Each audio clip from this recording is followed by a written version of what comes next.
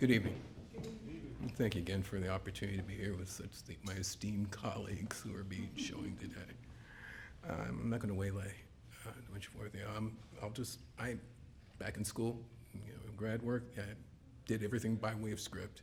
So I'll read off of it, and I may have a sundry comment thereabout. Let me go and get to it. From the beginning of this year, I've been introduced to and approached with the idea of legacy as an artist. The realization of being labeled as such has changed from a title to a designation.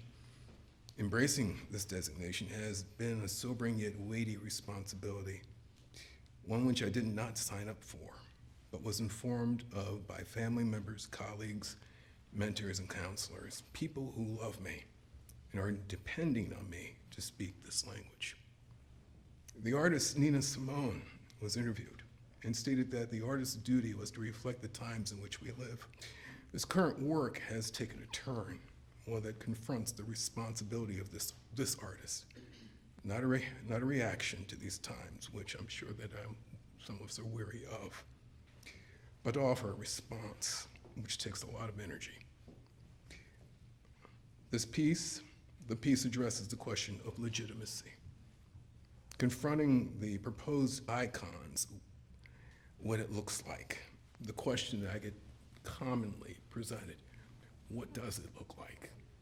What does legitimacy look like? What does coronation look like? I want to go off my right. And who decides thereof? Mentors and counselors challenged me as one entrusted with this mode of communication to answer the question, what does it look like? Reintroducing an alternative view is not a grandiose idea, but with this turn, I wanted to offer a thought on what it could look like. What if the coronation of what and who is legitimate provided access?